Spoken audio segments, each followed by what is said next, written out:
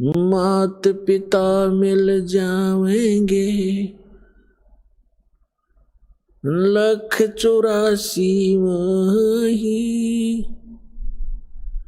सतगुरु सेवा और बंदगी ये फेर मिलन की नहीं। हमारे परम पिता कबीर भगवान ने आकर के इस सूती आत्मा को जगाया है जो काल की भांग पीकर नशे में अपना जीवन नाश कर रही थी।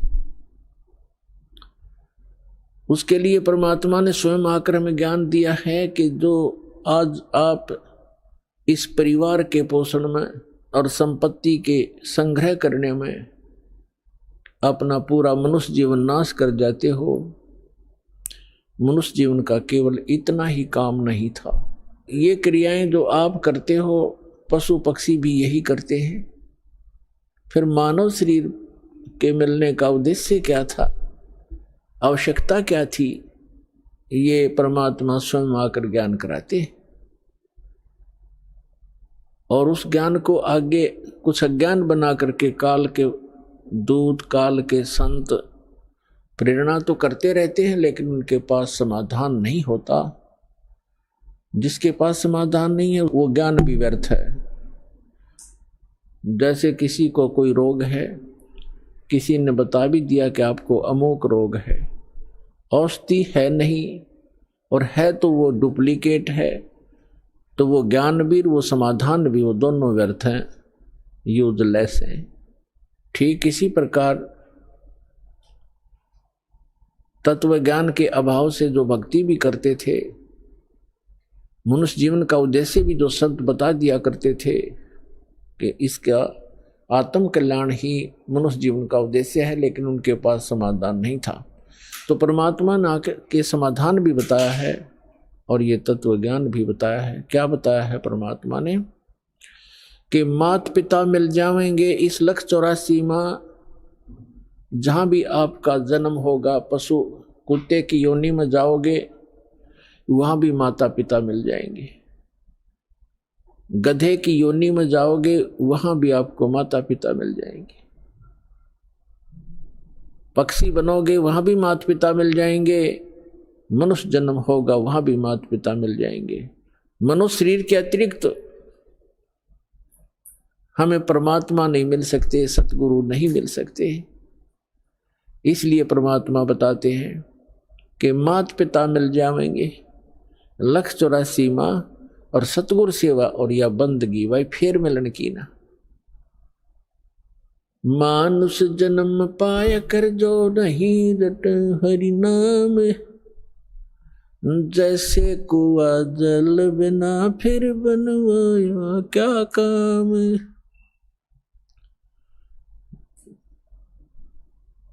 जिस कूप में, जिस कुएं के अंदर जल नहीं है, ऊपर से उसकी कितनी अच्छी चित्रकारी है और कितना चाहे पक्का स्ट्रक्चर है, यूजलेस है वो, उसका कोई लाभ नहीं, उसमें जल नहीं है। तो इसी प्रकार जो मनुष्य जीवन प्राप्त प्राणी कितना ही उच्च पोस्ट प्राप्त है, कितना ही उसका सुंदर शरीर है, यदि उसमें भक्ति नहीं, सत्य भक्ति नहीं है, तो ऐसा है जैसे जल रहित कूप होता है। मानुष जन्म पाय कर जो नहीं रटे हरि नाम, जैसे कुआ जल बिना बनवाया क्या काम। मानुष जन्म दुर्लभ है ये मिले न बारंबार, जैसे तरवर से पत्ता टूट गिरे वो बोर न लगता डर। इसके लिए परमात्मा हमें याद दिलाते हैं आपके पास मानव शरीर भी है और आपको सतगुरु भी मिल गए हैं। तो फिर क्या बताते हैं कि समझा है तो सिर धर पाओ, बहुर नहीं रे ऐसा दाव। फिर परमात्मा हमें याद दिलाते हैं कि राम नाम रटते रहो जब तक घट में प्राण, कभू तो दीन दयाल के है भनक पड़ेगी कान। आज कहे मैं काल भजूं और काल कहे फिर काल, आज काल के करते ही तेरा समय जावेगा चाल। आज कला हाली जियो कल किसको होई, यो तन माटी में मिल है जाने सब कोई। काल करे सो आज करे, आज करे सो अब, पल में प्रलय हो जागी भाई फिर करोगे कब। आज कला हाली जियो कल किसको होई, ये तन माटी में मिले है जाने सब कोई।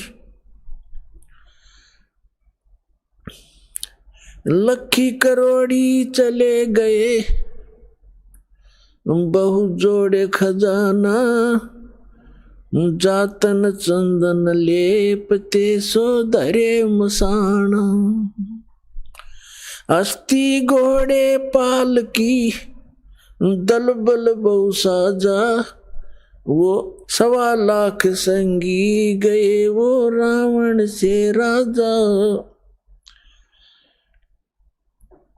लखी करोड़ी चले गए बहु जोड़े खजाना, जातन चंदन लेपते सो धरे मसाना। अस्थि घोड़े पाल की दुलबुल बहु साजा, 1.25 लाख संगी गए वो रावण से राजा। कुंभकर्ण से वीर थे वो लंका छत्रधारी, बिना नाम वंश डूबेगा न्यो समझावे नारी। विभीषण पद भेद दिया वो निर्गुण निर्वाणा, रावण दुई बिसार रे तज गर्भ गुमान। बड़चक विकाल चक्कर पड़े जिन नाम बिसारा, कंस के सी चाणोर से धर बाल पछारा। हिरणा कुछ समझा नहीं प्रहलाद पढ़ावे, उधर विनाशा आन के तब कौन छुटावे। जरासंध से मारिया और सहसरा बाहु, ग्रह से गज छुटाई या निज नाम है साहू। दुशासन पर ले गए वो 71 भाई, दुर्योधन की देह को तन गीद ना खाई। सूक्ष्म रूप धर कर किन्नी कबीर सहाय, कृष्ण को तो महिमा दीनी है सतबाय। सूक्ष्म रूप धर कर किन्नी कबीर सहाय, श्री कृष्ण को तो महिमा केवल दीनी है सतबाय। मोक्ष मुक्ति सतनाम से भजली जो सोई, अगम दीप सतलोक में तब बासा होई। 88 दीप में उत्पत्ति की खानी, दास गरीब सत भक्ति मिले तब सथिर होत प्राणी। पुण्यात्मा, सौभाग्य आपका, धन्य आपके माता पिता जिनसे जन्म हुआ, क्योंकि अच्छी संतान अच्छे ही माता पिता को प्राप्त होती है। अच्छी संतान वही है जो भगवान से डरने वाले, परमात्मा की तरफ में भटकने वाले और बुराई से डरने वाले होते हैं, वही अच्छी संतान होती है। और वो अच्छे माता पिता से उनका जन्म हुआ करता है। तो ऐसे संस्कार आपको जो प्राप्त हैं, ये बहुत ही कम चांस है इस मानव जीवन में। आप बालक हो, आपको ज्ञान नहीं, ये दास इस मार्ग का मास्टर बना दिया कबीर भगवान ने। इस दास को मालूम है आपकी कितनी कीमत है, आप कितने पुण्यकर्मी प्राणी हैं, क्योंकि लाल को अपनी कीमत का स्वयं ज्ञान नहीं होता, जोर ही कीमत लगाता है।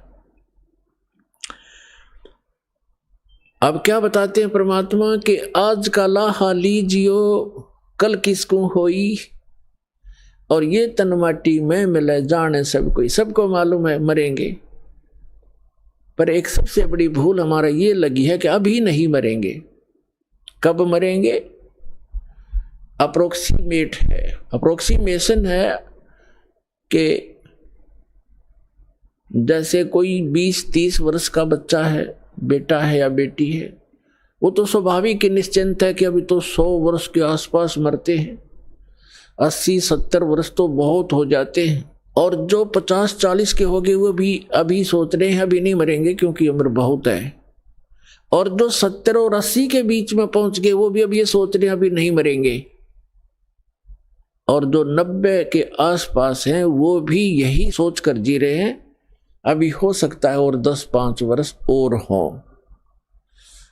लेकिन हम उसमें भूल जाते हैं 10 वर्ष के बालक, 2 वर्ष के बच्चे गर्भ के अंदर भी, 1 वर्ष का 6 महीने के, 20 वर्ष के, 30 वर्ष के, कोई किसी कारण से 50 और 40 वर्ष के, ये सब मृत्यु को प्राप्त हो रहे हैं।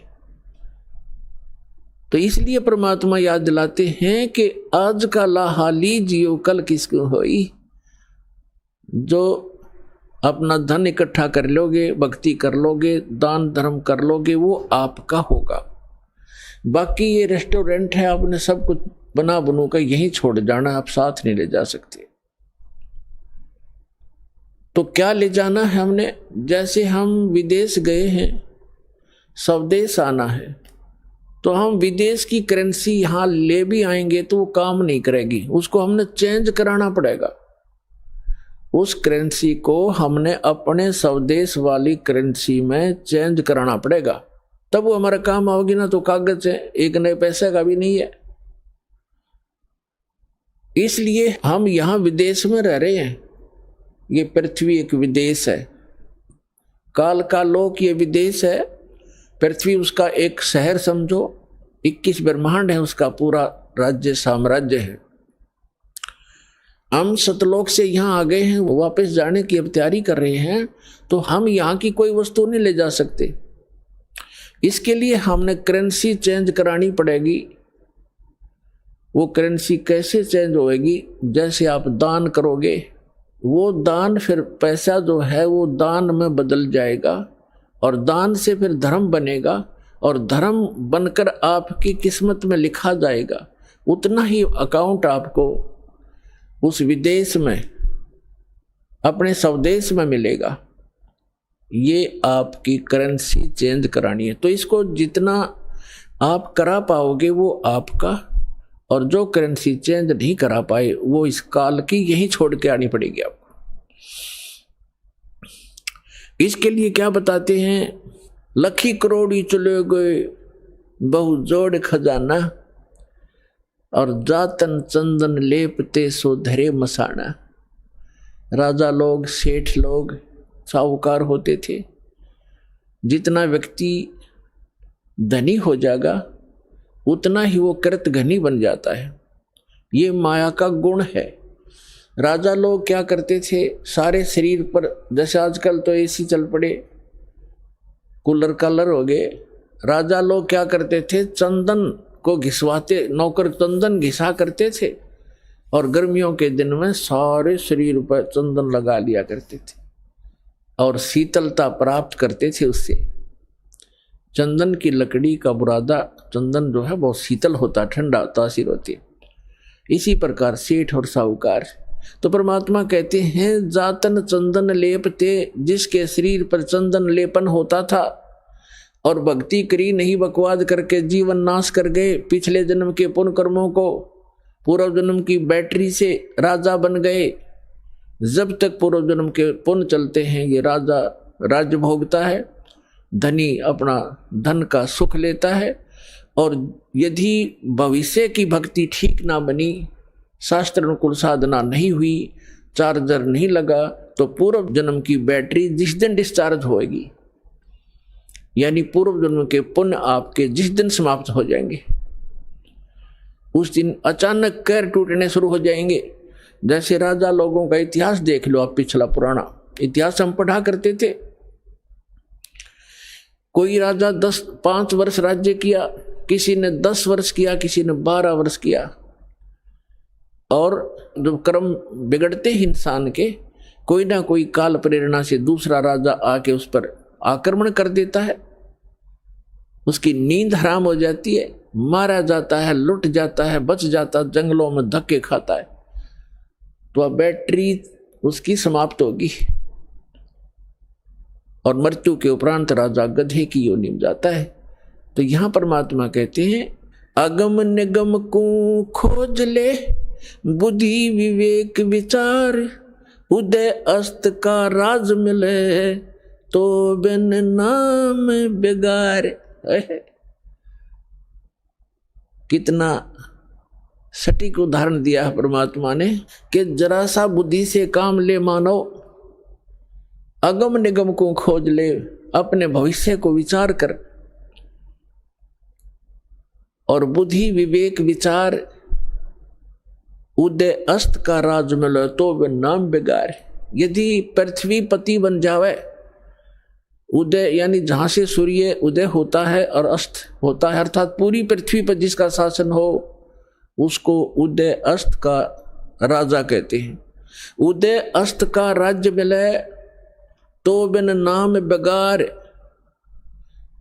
अब बेगार तो अब शायद किसी बच्चों को ना याद हो, डिफाइन करना पड़ेगा उसको। पहले सन 60 के बाद 66-67 में 68 के अंदर हरियाणा में प्रांत अलग हो गया था, इसमें इतना विकास नहीं था, सड़कें बन गई। फिर ये 3 व्हीलर चला करते थे पेट्रोल के, ये बड़े बड़े जिनको 3 पहियों वाले 3 व्हीलर के बड़े वाले, और वो गांव से शहर में जाया करते थे।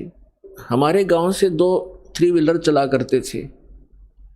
एक दिन नहीं आया तो दूसरे ने पूछा कि कल क्या बात होगी, कुशल तो है, आए नहीं। तो उसने कहा कि कल मैं बेगार में फंस गया था।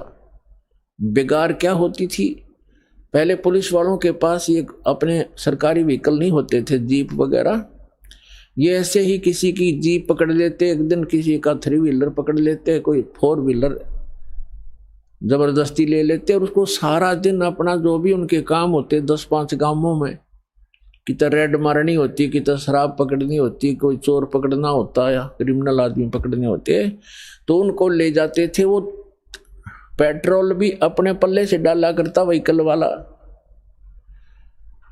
और सारा दिन उसका पहिया नहीं टेकने देते। आम व्यक्ति को तो ऐसे लगे जैसे बड़ी स्पीड से जा रहा है, कोई अच्छी कमाई कर रहा होगा वो 3 व्हीलर वाला, और वो फंस रहा था बेगार में। तो वो बता रहा था कि कल मैं 200 रुपये अपने घर से लगा कर आया हूं, यानी उस समय के 200 रुपये आज के 20,000 भी मेरे ख्याल में कम होंगे। कहता 200 रुपये का पेट्रोल अपने पल्ले से लगाया, सारे सुबह ले गए मुझे पकड़कर 6 बजे, रात के 11-12 बजे छोड़ा मुझे। 200 रुपये का तेल लग गया और पल्ले से रोटी खानी थी, तो कल मैं बेगार में फंस गया। अब क्या था कि सारा दिन वो चलता तो खूब दिखाई दिया, पहिया टेका नहीं, बहुत स्पीड, इधर चल उधर चल, और इनकम 1 नए पैसे की नहीं थी, खर्चा सारा का सारा था। इसको कहते हैं बेगार। तो जो राजा लोग या सेठ या अन्य कोई भी व्यक्ति समझो, अब जब राजा को ही इसलिए लिया जाता है, बाकी अन्य नागरिक तो अपने आप अपने औकात से परिचित हो जाते हैं। जब राजा भी जो भक्ति नहीं करता, वो भी बिगाड़ कर रहा है, तो आम व्यक्ति भी उससे अपनी तुलना कर सकता है कि जो भक्ति नहीं करता और केवल माया जोड़न में लाग रहा है, तो वो राजा पूर्व जन्म की जो पुण्य कर्मों की कमाई थी, उसके आधार से, उस पूंजी से उसके खूब ठाठ पाठ दिखाई देते हैं, जय जयकार हो रही है, जहाँ जाते हैं माला डालने वाले और जयकार करने वाले, बैंड बाजा बजाने वाले खूब हैं उसके आगे पीछे। और वो भोली आत्मा अपने पूर्व जन्म की वो बैटरी को, अपने पूर्व जन्म की कमाई को समाप्त कर रहा है, आगे चार्जर है नहीं, यानी भविष्य की भक्ति वो कर नहीं रहा, तो वो राजा बेगार कर रहा, बेगार अपनी पूंजी को नाश कर रहा है और पल की चैन नहीं। तो यहां गरीबदास साहिब जी परमात्मा से प्राप्त ज्ञान के आधार से कहते हैं, अगम निगम को खोज ले, बुद्धि विवेक विचार, उदय अस्त का राज मिले, तो बिन नाम बेगार। पुण्यात्माओं, कलेजा हिल जाए इंसान का, जरा सा सोधी में हो, जरा सा भी विवेक रखता हो। हमारी बुद्धि पर पत्थर पड़ चुके हैं। हम पूर्ण रूप से कितने विद्वान पाक रहे हो, चाहे इंजीनियर बन गए हैं, चाहे हम डॉक्टर बन गए और चाहे प्रधानमंत्री बन गए, हम भक्ति मार्ग में शून्य है। अध्यात्म मार्ग हमारा शून्य है। और किसी की पूर्व जन्म की प्रेरणा से वो की ट्राई भी कर रहा है तो वो केवल डले ढो रहा है शास्त्र विरुद्ध साधना करके। तो सौभाग्य आपका, आपको ये ज्ञान सुनने को मिला। धन्यवाद करा करो उस परम पिता भगवान कबीर साहिब का कि ये ज्ञान आप तक पहुंच चुका है। इस दास को पता है, या मेरे साथ जब से लगे हैं आपके भाई बहन कितना संघर्ष करके आप तक ये ज्ञान पहुंचाया। न ये काल के दूत, ये दुष्ट लोग इस ज्ञान को ऊपर नहीं आने दे रहे थे। 600 वर्ष पहले परमात्मा आकर चले गए क्योंकि अशिक्षित थे हमारे पूर्वज, और इन दुष्ट लोगों ने हमारे तक वो परमात्मा का ज्ञान नहीं आने दिया। ये कह करके कबीर तो अशिक्षित है, ये ब्रह्मा विष्णु महेश की निंदा करता है, ये देवताओं की निंदा करता है, इसको मारो पत्थर, इसको भगा दो। और जब से इस दास पर दया हुई परमात्मा की, दास की नींद खुली और ये तत्व ज्ञान हुआ, उसी दिन से बेचैनी बन गई। जिसको समझाऊं उल्टा पड़े। कबीर साहब कहते हैं, साच कहूं जग मारन आवे, और झूठ कही ना जाइयो, और साच न पूरा पावते झूठों जगपति आइयो। तो पुण्यात्मा, सन 1994 में परम पूज्य मेरे गुरुदेव जी ने नाम देने का आदेश दिया था। उस दिन से आज तक ये दास जानता है कि कितने संघर्ष करके आप तक परमात्मा का यू ज्ञान पहुंचा पाया हूं। इन दुष्ट लोगों ने इतने बाधाएं की, जेल तक भेज दिया, झूठे केस बनाकर, झूठी अफवाहें फैलाकर। रामपाल गुंडा है, भुंडा है, इन्होंने बताया 1 नंबर का आदमी है और सारे विश्व के कल्याण के लिए प्रयत्नशील है।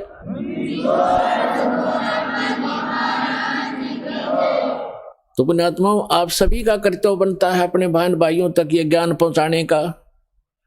इस मार्ग के अंदर सबसे पहला आपको सहनशील बनना पड़ेगा, क्योंकि ये ऐसा ज्ञान है जो भी सुनता एक बार उसमें तूफान आता ही आता है। जैसे आप अपने छोटे भाई बहन को या बच्चे को कोई मेडिसिन खिलाते हो और उसकी जीभ पर रखते वो थूक भी देता है और रोता भी है और अपने माथ पे चाहे कपड़े भी पकड़ देता है, मेरा मुंह खराब हो गया, कोई बात नहीं, प्यार से, फिर अपना ही तो है जो ऐसा कुछ कर रहा है, विरोध वो अपना ही था, उसी के प्रयत्न कर रहे हैं, उसी के लिए आप उनकी जीवन रक्षा के लिए। तो उसको फिर धीरे धीरे वो टैबलेट इंजेक्शन वो लाने पड़ेंगे, उसको खिलाना ही पड़ेगा, तो तब जा करके वो स्वस्थ होगा। तो इसलिए प्रत्येक का कर्तव्य बनता है परमात्मा के इस मार्ग में सहयोग देने का। लेकिन इस मार्ग के अंदर हम भक्त हैं, भक्त का लड़ाई करना फर्ज नहीं होता। परमात्मा खुद आए थे और उनके साथ कितनी बदतमीजियां की थी, उस परमेश्वर कबीर जी ने किसी को बद्दुआ भी नहीं दी। ऐसे बदसलूक किए थे, कभी बताया करेंगे, क्योंकि पहले तो आपको ये ज्ञान समझाते हैं, वेद पुराण गीता से आपको परिचित कराते हैं, ताकि फिर आपकी बुद्धि ये स्वीकार कर ले वह कि कबीर इज गॉड। जिस दिन आपको यह समझ में आ जाएगा कबीर इज गॉड, वो धानक रूप रहा करतार, काशी वाला धानक, ये समर्थ शक्ति है तो है ही, लेकिन हमारी समझ में जिस दिन आ जाएगा फिर उसके बाद परमात्मा की केवल वो महिमा सुनाया करेंगे। परमात्मा की अमर वाणी से आपकी आत्मा विभोर हो जाया करेगी, आंखों से आंसू पड़ा करेंगे। और उसके बावजूद इतना कुछ तंग किया मालिक को। उनकी कथा कभी सुनते हैं पढ़ते हैं तो आंखों से आंसू नहीं रुकते, कलेजा फटने को हो जाता है। और एक सबसे बड़ी बात ये देखिए, उनको परमात्मा ने किसी को बद्दुआ तक नहीं दी, नहीं तो वो समर्थ हैं 1 सेकंड में पृथ्वी को नाश कर दें, दूसरी सेकंड में एज इट इज धर दें। ये इतने सक्षम है कबीर भगवान। लेकिन उन्होंने उनको बद्दुआ नहीं दी, क्योंकि वो उनको मालूम था कि ये मेरे ही बच्चे हैं।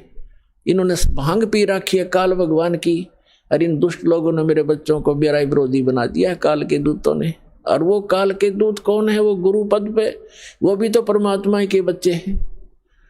तो पुण्यात्मा, जब आपकी बुद्धि, आपका विचार सतर इतना ऊपर उठ जाएगा तब हम आगे बढ़ पाएंगे। ना तो रोज की किसी के मरले लड़के ये तो तैयार बैठे हैं। तो हमने अपने मिशन को सफल भी करना है, अपने आप को बचा के भी रखना है, और परमात्मा के ज्ञान को उसके बच्चों तक पहुंचाना है। कहते आत्म प्राण उद्धार ही ऐसा धर्म नहीं, और जीव का उद्धार करा दे इससे बड़ा कोई पुण्य नहीं है। देखो पुण्य तो वो भी है जैसे पक्षियों को दाने डाल दिए, कोई गौशाला धर्मशाला बनवा दी, कोई कुआं खुदवा दिया है, कोई बाग बगीचे लगा दिए, कोई भंडारे कर दिए, वो तो अच्छी बात है कर दिए। और जैसे आज तो आपने पक्षियों को दाने डाल दिए और वो पक्षी अगले जन्म में बन गया सूअर, फिर क्या डालेंगे? आज तो हमने उस पशु के लिए गौशाला बनवा दी, गौ है, और अगले जन्म में वो सूअर बन गई, सूअरी बन गई, फिर क्या क्या सेवा करेंगे इसकी? तो उसका एक तरीका बताया कि जो मानव शरीरधारी प्राणी है इसमें उद्धार हो जाएगा इनका, इस परमात्मा की शरण माने से, कबीर भगवान की शरण माने से या सद्भक्ति करने से उस आत्मा का फिर उद्धार हो जाएगा। वो ना गधा बने, ना पशु बने, ना सूअर बने, और फिर सतलोक चली जाएगी। अब कितना झंझट मिट गया।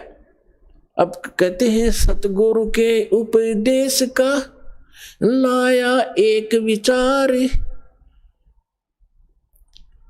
जय सतगुरु मिलते नहीं जाते नरक द्वार। नरक द्वार में दूत सब करते खेचा तान, उनसे कभू ना छूटता फिर फिरता चारों खान। चार खानी में भ्रमता कभू न लगता पार, सो फेरा सब मिट गया हमारे सतगुरु के उपकार।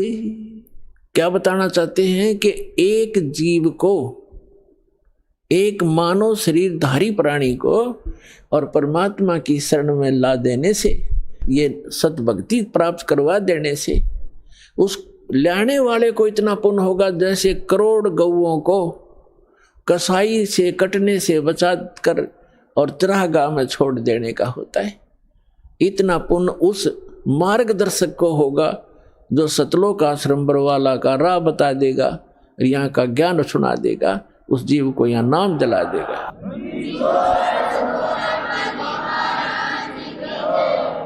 तो फिर उसके बाद कहते हैं उस भक्त का सारा बाईपास निकल गया, सतगुरु मिल गए, सतगुरु की उपदेश का लाया एक विचार, और जय सतगुरु मिलते नहीं हम जाते नरक द्वार। नरक द्वार में दूत सब फिर करते खेचा तान, उनसे कभू ना छूटता फिर फिरता चारों खान। चार खानी में भ्रमता और कभू न लगता पार, और सो फेरा सब मिट गया मेरे सतगुरु के उपकार। ओए अब ना वो पशु बने, ना पक्षी बने, और ना कोई और नरक में जावे। तो कितना बाईपास निकाल दिया परमात्मा की कृपा से, उस सच्चे नाम से वो कितना बाईपास निकल गया। तो इस प्रकार कहते हैं आत्म प्राण उद्धार ही ऐसा धर्म नहीं, और इससे बड़ा कोई पुण्य नहीं प्राणी को। पुण्य तो और भी है, लेकिन अगर आप परोपकार करना चाहते हैं, आपके दिल में दया है प्राणियों के प्रति, तो मानव शरीरधारी प्राणी को मनुष्य जीवन प्राप्त करवा दे। बुरा वो भी नहीं है जैसे एक पक्षी है, अपने घर पर दाने डाल दो, कुत्ता आता है रोटी डाल दो, अपने ही घर पर डालो, कहीं विशेष स्थानों पर मत भटको, ये व्यर्थ है। और अतिथि आता उसको भोजन करवा दो, कोई भी मांगने वाला आता उसको पैसा मत दो। कई भक्त कहते हैं ये तो फिर हमारे दिल में दया खत्म हो जाएगी यदि हम भिखारी को पैसा नहीं देंगे। परमात्मा कहते हैं दया का प्रयोग भी विधिवत करने से ही लाभ होगा, अन्यथा वो आपका भी भक्ति नाशक और दूसरे का भी हानिकारक, दूसरे को भी हानि कर देगा। जैसे एक